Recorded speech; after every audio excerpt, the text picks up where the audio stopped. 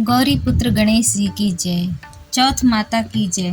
आज कार्तिक मास के कृष्ण पक्ष की चौथ और इस चौथ को साल की सबसे बड़ी चौथ माना जाता है। आज ही के दिन करवा चौथ का व्रत भी रखा जाता है। इस व्रत को करने से करवा माता अत्यंत प्रसन्न होती है और अति उत्तम फल प्रदान करती हैं। इस व्रत को करने से स्त्री के पति को लंबी आयु प्राप्त होती है, उनके सभी प्रकार के रोग और शोक दूर हो जाते हैं। इस व्रत के प्रभाव से पति पत्नी का प्रेम स्थायी बना रहता है और उनका दाम्पत्य जीवन अत्यंत सुखी हो जाता है। इस व्रत के प्रभाव से उत्तम संतान की प्राप्ति होती है और इस प्रकार से वंश की वृद्धि होती है। इस व्रत को करने से धन धान्य विद्या बुद्धि आदि की प्राप्ति होती है। इस व्रत को करने से परिवार में सदैव सुख और शांति बनी रहती है। इस प्रकार से यह व्रत समस्त मनोकामनाओं को पूर्ण करने वाला है और अति उत्तम फल देने वाला माना गया है। तो आज मैं आपको सुना रही हूँ करवा चौथ की चारों संपूर्ण कथाएं, और इन कथाओं को सुनने के बाद चौथ माता की कथा भी सुनेंगे। तो आप लोग बड़े ही श्रद्धा और प्रेम चित मन से भगवान श्री लक्ष्मी नारायण जी के चरणों का ध्यान करते हुए इन कथाओं को पूरा अवश्य सुनिए। एक साहूकार था जिसके 7 बेटे और 1 बेटी थी। सातों भाई व बहन एक साथ बैठकर भोजन करते थे। एक दिन कार्तिक की चौथ का व्रत आया तो भाइयों ने बोला, बहन आओ भोजन करते हैं। बहन बोली, आज करवा चौथ का व्रत है, चाँद उगने पर ही मैं भोजन करूंगी। तब भाइयों ने सोचा कि चाँद उगने तक बहन भूखी रहेगी, तो एक भाई ने दिया जलाया, दूसरे भाई ने छलनी लेकर उसे ढक दिया और नकली चाँद दिखाकर बहन से कहने लगा कि चाँद निकल आया है, अर्घ दे लो। तो बहन अपनी भाभियों से कहने लगी कि चलो अर्घ देते हैं। तो भाभियां बोली, तुम्हारा चाँद उगा होगा, हमारा चाँद तो रात को ही उगेगा। बहन ने जब अकेले ही अर्घ दे दिया और खाने लगी तो पहली ग्रास में बाल आया और दूसरे ग्रास में कंकड़ आया और तीसरी ग्रास मुंह की ओर किया तो उसके ससुराल से संदेशा आ गया कि उसका पति बहुत बीमार है, जल्दी चलो। माँ ने जब लड़की को विदा किया तो कहा था कि रास्ते में जो भी मिले उसके पांव लगना और जो कोई सुहाग का आशीर्वाद दे तो उसके पल्ले में गांठ बांधकर उसे कुछ रुपए दे देना। बहन जब भाई से विदा हुई तो रास्ते में जो भी मिला उसने यही आशीष दिया कि तुम सातों भाइयों की बहन हो, तुम्हारे भाई सुखी रहे और तुम उनका सुख देखो। सुहाग का आशीर्वाद किसी ने भी नहीं दिया। जब वे ससुराल पहुंची तो दरवाजे पर उसकी छोटी ननद खड़ी थी। वे उसके भी पांव लगी तो उसने कहा कि सुहागन रहो, सपूत हो। तो उसने यह सुनकर पल्ले में गांठ बांध ली और ननद को सोने का सिक्का दे दिया। तब भीतर चली तो सास ने कहा कि पति धरती पर पड़ा है, तो वे उसके पास जाकर उसकी सेवा करने के लिए वहीं पर बैठ गई। बाद में सास ने दासी के हाथ से बची कुची रोटी भेज दी। इस प्रकार से समय बीतते बीतते मार्गशीर्ष की चौथ आ गई। तो चौथ माता बोली, करवा ले भाइयों की प्यारी करवा ले। लेकिन जब उसे चौथ माता नहीं दिखाई दी तो वे बोली, हे माता, आपने मुझे उजाड़ा है तो आप ही मेरा उद्धार करोगी, आपको मेरा सुहाग देना ही पड़ेगा। तब उस चौथ माता ने बताया कि पूस की चौथ आएगी, वे मेरे से बड़ी है, उसे ही सब कहना, वही तुम्हारा सुहाग वापस दे देगी। चले गए, माघ की चली गई, फागुन की चौथ आकर भी चली गई। चैत बैसाख जेठ आषाढ़ और सावन भादों की सभी चौथ आई और यही कहकर आगे चली गई कि अश्विन की चौथ आई तो उसने बताया कि तुम पर कार्तिक की चौथ नाराज है, उसी ने तुम्हारा सुहाग लिया है, वही वापस कर सकती है, वही आएगी तो उसके पांव पकड़कर विनती करना। यह बताकर वे भी चली गई। जब कार्तिक की चौथ आई तो वे गुस्से में बोली, भाइयों की प्यारी करवा ले, दिन में चाँद उगने करवा ले, दिन में चाँद उगाने करवा ले, व्रत खंडन करने वाली करवा ले, भूखी करवा ले। तो यह सुनकर वे चौथ माता को देखकर उनके पांव पकड़कर गिड़गिड़ाने लगी, हे चौथ माता, मेरा सुहाग तुम्हारे हाथों में है, आप ही मुझे सुहागिन करें। तो माता बोली, पापन हत्यारन, मेरे पांव पकड़कर क्यों बैठ गई। तब बहन बोली कि जो मुझसे भूल हुई है उसे क्षमा कर दो, अब भूल नहीं करूंगी। तो चौथ माता ने प्रसन्न होकर आंखों से काजल, नाखूनों से मेहंदी और टीके से रोली लेकर छोटी उंगली से उसके आदमी पर छींटा दे दिया। तो वे उठकर बैठ गया और बोला, मैं आज बहुत सोया हूँ। तब वो बोली, क्या सोया, मुझे तो 12 महीने हो गए, अब जाकर चौथ माता ने मेरा सुहाग लौटाया है। तब उसने कहा कि जल्दी से माता का पूजन करो। जब चौथ माता की कहानी सुनी, करवा पूजन किया तो प्रसाद खाकर दोनों पति पत्नी चौपट खेलने लगे। नीचे से दासी आई, उसने उन दोनों को चौपट पासे से खेलते देखा तो उसने सास से जाकर बताया। तब से सारे गांव में यह प्रसिद्धि होती गई कि सब स्त्रियां चौथ का व्रत करें तो सुहाग अटल रहेगा। जिस तरह से साहूकार की बेटी को सुहाग मिला, उसी तरह से चौथ माता सबको सुहागिन रखे। यही करवा चौथ के उपवास के सनातन महिमा है। तो बोलिए करवा चौथ माता की जय। आइए अब करवा चौथ की दूसरी कथा सुनते हैं। एक ब्राह्मण परिवार में 7 बहुएं थी। 6 बहुओं के मायके वाले बहुत अमीर थे, इस कारण ससुराल में उनका बड़ा मान था। परंतु छोटी बहू के मायके में कोई नहीं था। वो घर का सारा काम काज करती थी, सबकी सेवा भी करती थी, पर कोई भी उससे प्यार नहीं करता था। सभी दुत्कारते रहते थे। तीज त्योहार पर भी जब उसके मायके से कोई भी नहीं आता था तो वह बहुत दुखी होती थी। हर वर्ष की तरह इस वर्ष भी करवा चौथ का व्रत आया। अन्य बहुओं के मायके से उनके भाई करवा लेकर आए। छोटी बहू के मायके में यदि कोई होता तो करवा लेकर आता। सास भी छोटी बहू को खरी खोटी सुना रही थी। छोटी बहू दुखी होकर घर से निकल पड़ी और जंगल में जाकर रोने लगी। एक नाग बहुत देर से उसका रोना सुनता रहा। अंत में वे अपने बिल से निकल कर आया तथा छोटी बहू से पूछने लगा कि बेटी क्या बात है, तुम रो क्यों रही हो? छोटी बहू बोली, आज करवा चौथ है, मेरा कोई भाई नहीं है। यदि कोई भाई होता तो आज जरूर करवा लेकर आता। नाग को छोटी बहू पर दया आ गई। नाग ने कहा, बेटी तुम घर चलो, मैं अभी करवा लेकर आता हूँ। थोड़ी देर बाद ससुराल पहुँचा। ससुराल वाले इतना सामान देखकर चकित हो गए। सास भी प्रसन्न हो गई। सास ने प्रसन्न मन से छोटी बहू को नाग देवता के साथ भेज दिया। नाग देवता ने छोटी बहू को अपना सारा महल दिखाया और कहा, जितने दिन चाहो आराम से रहो, मन चाहा खाओ, मन चाहा पहनो, पर एक बात याद रख, सामने रखी नाद को कभी मत खोलना। छोटी बहू सारा समय महल में आराम करती, पर नाद के बारे में उसकी उत्सुकता बढ़ती जा रही थी। एक दिन जब घर में कोई नहीं था तो उसने नाद उठाकर देखा तो हजारों छोटे छोटे सांप के बच्चे इधर उधर रेंगने लगे। उसने जल्दी से नाद ढक दी।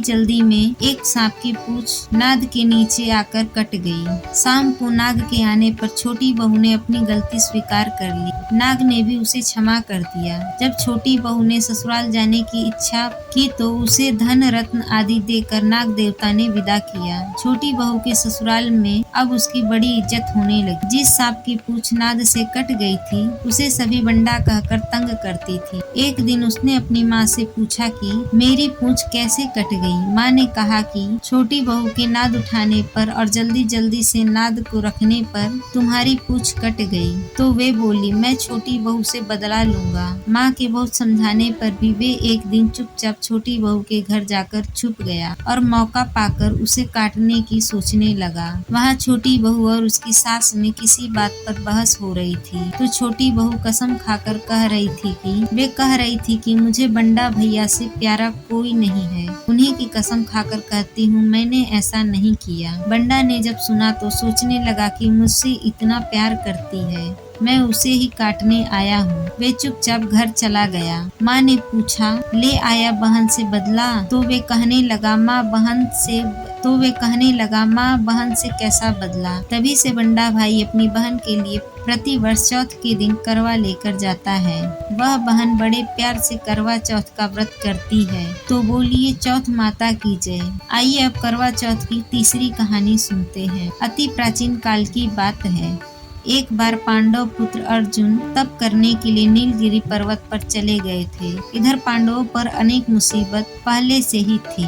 इससे द्रौपदी ने शोक विवल होकर कृष्ण जी की आराधना की। कृष्ण उपस्थित हुए और पूछा, कहो क्या कष्ट है तुम्हें? प्रभु, द्रौपदी ने हाथ जोड़कर कहा, मुझे क्या कष्ट है आप तो स्वयं जानते हैं। आप तो अंतर्यामी हैं। मुझे कष्टों के बोझ ने विवल कर दिया है। क्या कोई ऐसा उपाय है जिससे इन कष्टों कष्टों से छुटकारा मिल सके। तुम्हारा प्रश्न अति उत्तम है द्रौपदी। कृष्ण जी ने मुस्कुरा कर बोला, प्रभु फिर मुझ दुख नारी का कष्ट दूर करने का कोई उपाय बताइए। द्रौपदी ने यह प्रश्न कृष्ण जी से पूछा। यही प्रश्न एक बार पार्वती जी ने शिव जी से किया था। तब शिव जी ने करवा चौथ के व्रत का विधान बताया था। द्रौपदी कहती है कि हे कृष्ण, फिर मुझे भी करवा चौथ की जानकारी दीजिए, उसकी क्या कथा है। तब भगवान कृष्ण ने एक पल सोचने के बाद कहा, दुख सुख तो सांसारिक माना जाता है, प्राणी उसमें सदा ही लिप्त रहता है। मैं तुम्हें अति उत्तम करवा चौथ व्रत की कथा सुनाता हूँ, इसे ध्यान से सुनो। प्राचीन काल में गुणी विद्वान धर्मप्राण एक ब्राह्मण रहता था। उसके 4 पुत्र तथा एक गुणवती सुशील पुत्री थी। पुत्री ने विवाहित होकर चतुर्थी का व्रत किया, किंतु चंद्र उदय से पूर्व ही उसे भूख ने बाध्य कर दिया। इससे उसके स्नेही दयालु भाई ने छल से पीपल की आड़ में कृत्रिम चंद्रमा बनाकर दिखा दिया। लड़की ने अर्घ देकर भोजन कर लिया। भोजन करते ही उसके पति की हृदय गति बंद हो गई। इससे दुखी होकर उसने अन्न जल का त्याग कर दिया। उसी रात्रि में इंद्राणी भू विचरण करने के लिए आई। ब्राह्मण पुत्री ने उससे अपने दुख का कारण पूछा। इंद्राणी ने बताया, तुमने करवा चौथ व्रत में चंद्र दर्शन से पूर्व भोजन कर लिया था, जिससे यह कष्ट मिला है। तब उस लड़की ने अंजलि बांधकर विनती की कि इससे मुक्ति होने का कोई उपाय बताइए। इस पर इंद्राणी ने कहा, यदि तुम विधि पूर्वक अगले करवा चौथ का व्रत करो तो तुम्हारे पति पुनर्जीवित हो जाएंगे। कन्या ने ऐसा ही करने का वचन दिया तो उसके पति स्वस्थ हो गए। इस पर उस कन्या ने वर्ष भर प्रत्येक चतुर्थी का व्रत किया और अनंत अखंड सुहाग प्राप्त किया। श्री कृष्ण ने कहा, हे द्रौपदी, यदि तुम इस व्रत को करोगी तो तुम्हारे सभी संकट कट जाएंगे। इस प्रकार द्रौपदी ने यह व्रत किया और पांडव सभी क्षेत्र में विजय हुए। इस प्रकार सौभाग्य, पुत्र, पौत्र आदि और धन धान्य की इच्छुक स्त्रियों को यह व्रत विधि पूर्वक करना चाहिए। इस व्रत में भगवान शंकर की आरती की जाती है और चौथ माता की भी आरती की जाती, साथ ही साथ भगवान गणेश की भी आरती की जाती। आइए अब करवा चौथ की चौथी कथा को सुनते हैं। प्राचीन काल में करवा नाम की एक पतिव्रता स्त्री अपने पति के साथ नदी के किनारे एक गांव में रहती थी। कार्तिक मास के कृष्ण पक्ष की चौथ के दिन उसका पति नदी में स्नान करने के लिए गया। स्नान करते समय एक मगर ने उसका पैर पकड़ लिया। वह करवा करवा नाम लेकर जोर जोर से अपनी पत्नी को पुकारने लगा। उसकी आवाज सुनकर उसकी पत्नी दौड़ कर आई और उसने मगर को कच्चे धागे से बांध दिया। मगर को बांधकर वो यमराज के यहाँ पहुंची और यमराज से बोली, भगवान मगर ने मेरे पति का पैर पकड़ लिया है। अधपैर पकड़ने के अपराध में आप अपने बल से उस मगर को नरक में ले जाओ। यमराज ने कहा, अभी मगर की आयु शेष है, अतः मैं उसे नहीं मार सकता। इस पर करवा ने कहा, यदि आप ऐसा नहीं करोगे तो मैं आपको श्राप देकर नष्ट कर दूंगी। यह सुनकर यमराज डर गए और उस पतिव्रता स्त्री करवा के साथ जाकर मगर को उन्होंने यमपुरी में भेज दिया और करवा के पति को दीर्घायु प्रदान की। उसी दिन से यह करवा चौथ मनाई जाती है और सुहागिन स्त्रियों के द्वारा व्रत रखा जाता है। हे करवा माता, जैसे तुमने अपने पति की रक्षा की, वैसे सबके पतियों की रक्षा करना। तो बोलिए चौथ माता की जय। अब आइए चौथ माता की कथा को सुनते हैं। इस कथा को सुनने से व्रत पूर्ण माना जाता है तथा समस्त मनोकामनाएं भी पूर्ण हो जाती हैं। एक नगर में एक बूढ़ी अम्मा रहती थी। वे अपने बेटे की सलामती के लिए 12 महीनों की चौथ का व्रत करती थी। हर चौथ को पंसारी से थोड़ा सा गुड़ और घी लाकर 4 लड्डू बनाती, एक बेटे को देती, एक से पूजा करती, एक हथ के लिए निकाल देती और एक चांद उगने पर खुद खा लेती। एक बार उसका बेटा ताई से मिलने गया। ताई ने वैसाखी चौथ का व्रत रखा था। ताई से पूछा, माँ तो 12 महीने का चौथ व्रत रखती हैं। तो ताई बोली, तेरी माँ तेरी कमाई से हर साल खाने के लिए 12 चौथ रखती है। तू परदेश जाएगा तो वह एक भी चौथ का व्रत नहीं रखेगी। लड़के को लगा ताई सच कह रही है। घर आकर माँ से कहा, मैं परदेश जा रहा हूँ, यहाँ तू मेरी कमाई खाने पीने में ही उड़ा दे रही है। माँ ने समझाया, उसे रोकना चाहा, पर बेटा नहीं माना। माँ ने उसे साथ ले जाने के लिए चौथ माता की आंखें दी और कहा, मुसीबत में यह आंखें तेरी मदद करेगी। वे आंखें लेकर रवाना हो गया। घूमते हुए एक नगर में पहुँचा। उसने देखा एक बूढ़ी माई रोती जा रही है और कुछ बनाते जा रही है। उसने कारण पूछा तो बूढ़ी माँ ने कहा, बेटा इस नगर की पहाड़ी पर एक दैत्य रहता है। पहले वे नगर में आकर कई लोगों को खाने के लिए मार देता था। अब राजा हर घर से एक आदमी दैत्य के पास भेजता है और आज मेरे बेटे की बारी है, इसीलिए मैं रो रही और उसी के लिए पुए बना रही। वह बोला, तू पुए मुझे खिला दे, तेरे बेटे की जगह मैं चला जाता हूँ। बूढ़ी माँ ने खीर पुए उसे खिला दिए, सो गया। रात को राजा के सैनिक आए तो बूढ़ी माँ ने उसे भेज दिया।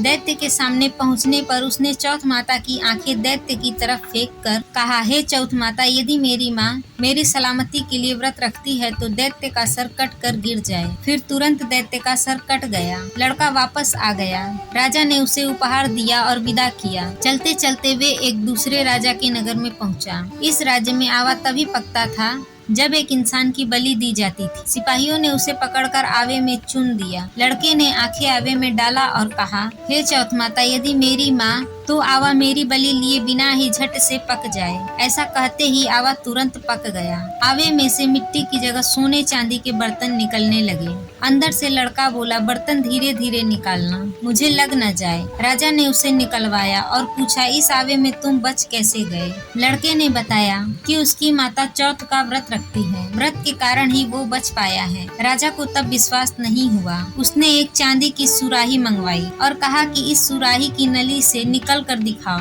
तभी मुझे विश्वास होगा। लड़के ने चौथ माता को याद करके आंखें सुराही में डाली। मैं भंवरा बनूं, सुराही से निकलूं। लड़का तुरंत भंवरा बनकर सुराही से निकल गया। तब राजा ने खुश होकर राजकुमारी की शादी उसके साथ करवा दी और तभी से लोगों ने चौथ माता का व्रत करने को कहा। उसे माँ की याद आई। उसने राजा के पास जाकर खुद के नगर जाने की इच्छा जाहिर की। राजा ने रथ, घोड़ा, हाथी और खूब सारा दान दहेज देकर उन्हें विदा किया। चौथ के दिन वे अपने नगर पहुंचा। वे अकेला पंसारी के यहाँ माँ का इंतजार करने लगा और सोचा, चौथ है तो माँ यहाँ जरूर आएगी। थोड़ी देर बाद लकड़ी टकती हुई माँ आती दिखाई दी उसे। उसकी माँ की आंखों में जाले आने के कारण दिखना कम हो गया था। लड़के ने जानबूझकर उस स्त्री के बेटे को अपशब्द कहने लगा। माँ ने उसे नहीं पहचाना और कहने लगी, भैया मुझे चाहो जितना मर्जी गाली दे दो, पर मेरे बेटे को कुछ मत कहना। यह सुनते ही बेटा माँ के चरणों में गिर पड़ा और कहा, माँ मैं ही तेरा बेटा हूँ, मुझे माफ कर दो। तब माँ ने उसे गले लगा लिया। नगर के लोगों ने विश्वास नहीं किया कि वे उसी का बेटा है। बूढ़ी माँ ने चौथ माता को याद करके कहा, हे चौथ माता, यदि मैं अपने बेटे के लिए व्रत करती हूँ तो मेरे स्तन में दूध भर जाए और उसकी धार मेरे बेटे के मुख में गिरे। माँ के स्तनों से दूध की धार निकलकर बेटे के मुंह में गिरने लगी। सभी लोग चौथ माता की जय जयकार करने लगे। उस नगर के सभी लोग चौथ माता का व्रत करने लगे। हे चौथ माता, जैसे बूढ़ी माँ और उसके बेटे की सहायता की, वैसे ही हमारी भी करना। कहानी कहने, सुनने और हुंकार भरने वालों पर अपनी कृपा दृष्टि बनाए रख। तो बोलिए चौथ माता की जय, गौरी पुत्र गणेश की जय। चलिए अब गौरी पुत्र गणेश जी की बहुत ही सुंदर कथा को सुनते हैं। एक बार गणेश जी एक लड़के का वेश धरकर नगर में घूमने निकले। उन्होंने अपने साथ में चुटकी भर चावल और चुल्लू भर दूध ले लिया। नगर में घूमते हुए जो भी मिल जाए उसे खीर बनाने का आग्रह करते थे। बोलते, माई खीर बना दे। लोग सुनकर हंसते। बहुत समय तक घूमते रहे मगर कोई भी खीर बनाने को तैयार नहीं हुआ। किसी ने यह भी समझाया कि इतने सामान से खीर नहीं बन सकती, पर गणेश जी को तो खीर बनवानी थी। अंत में एक गरीब बूढ़ी माँ ने उन्हें कहा, बेटा चल मेरे साथ चल, मैं तुझे खीर बनाकर खिलाऊंगी। गणेश जी उसके साथ चल पड़े। बूढ़ी अम्मा ने उनसे चावल और दूध लेकर एक बर्तन में उबालने के लिए चढ़ा दिया। दूध में ऐसा उफान आया कि बर्तन छोटा पड़ने लगा। बूढ़ी माँ को बहुत ही आश्चर्य हुआ और कुछ समझ नहीं आ रहा था। अम्मा ने घर का सबसे बड़ा बर्तन रखा, वे भी पूरा भर गया। खीर बढ़ती ही जा रही थी, उसकी खुशबू चारों ओर फैल रही। खीर मीठी मीठी खुशबू के कारण अम्मा की बहू के मुंह में पानी आ गया। उसने कटोरी में खीर निकाली और दरवाजे के पीछे बैठकर बोली, ले गणेश तू भी खा ले, मैं भी खाऊं। और खीर खा ली। बूढ़ी अम्मा ने बाहर बैठे गणेश जी को आवाज लगाई, बेटा तेरी खीर तैयार है, आकर खा ले। अब गणेश जी बोले, अम्मा तेरी बहू ने तो भोग लगा ही दिया, मेरा भी पेट भर गया है, खीर तू गांव वालों को खिला दे। बूढ़ी अम्मा ने गांव वालों को निमंत्रण देने गई। सब हंस रहे थे। अम्मा के पास तो कुछ खाने के लिए नहीं, अम्मा के पास तो खुद खाने के लिए कुछ नहीं है, पता नहीं गांव वालों को कैसे खिलाएगी। पर फिर भी सब आए। बूढ़ी अम्मा ने सबको पेट भरकर खीर खिलाई। ऐसी स्वादिष्ट खीर थी उन सभी ने आज तक नहीं खाई। सभी ने तृप्त होकर खीर खाई, लेकिन फिर भी खीर खत्म नहीं हुआ, भंडारा भरा ही रहा। हे गणेश जी महाराज, जैसे खीर का भगोना भरा रहा,